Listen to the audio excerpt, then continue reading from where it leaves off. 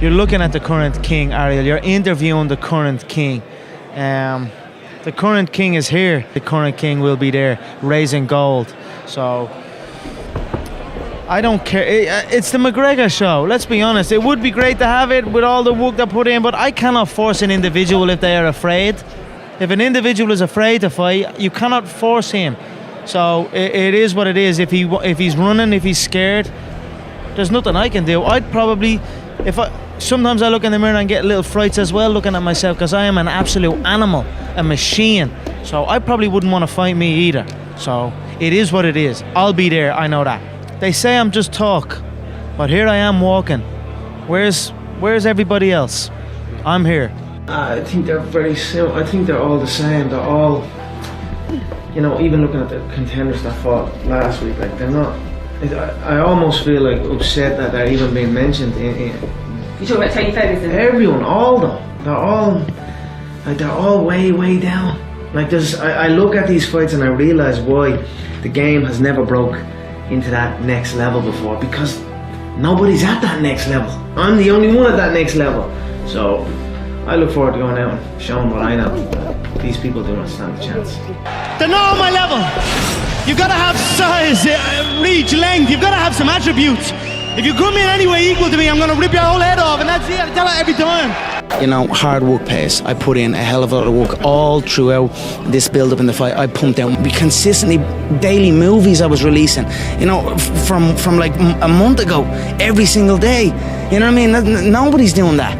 So I'm very proud of it, and I'm very, like, the work pays, hard work pays, and I put in the fucking work, and that's why I'm sitting at the top. I put it all on the line. I show up, I perform, and I get the results from that. So. Weren't you working in the plumbing business? I was working in the plumbing business at the time, yeah, but I'm trying to think. It would have been around that time that John, last year I had left the plumbing business. I left the plumbing business. How bad was that? The plumbing? Yeah.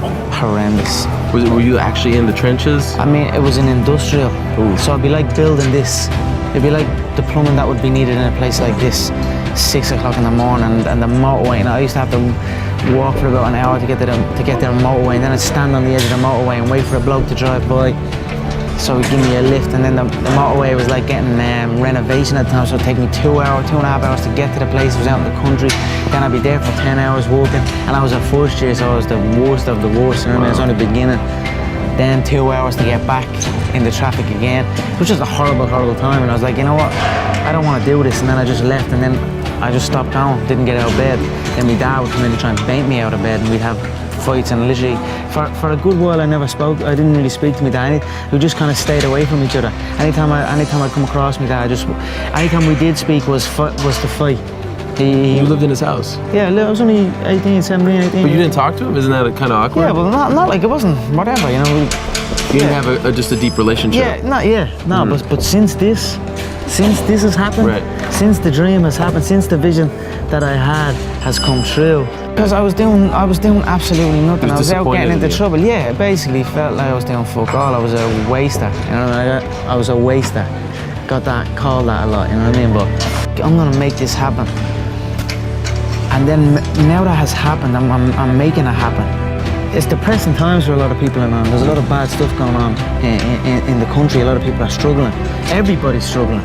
But now since them seeing me chase this dream, it's given them an energy, and I see a new lease of life in them. And that alone spurs me on even more. So it's all just a perfect storm that's happening for me.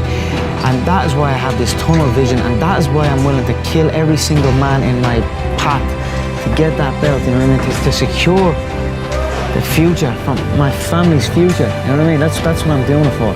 When I was a kid, I used to always visualize stadiums, and like, even when I was playing football, I'd kick the ball against the wall, and I'd pretend I scored a goal, and I'd run off, and I'd be raising my hand and visualizing a arena full of fans. You know, that was something I'd done as a kid out on my own. I like just running around kicking the ball. So I always had these visions of something, but I just didn't know what it was. And then I suppose when I came to these events, and I started training MMA, and then came to an event, it was like, okay, this is it. This is what I'm gonna do.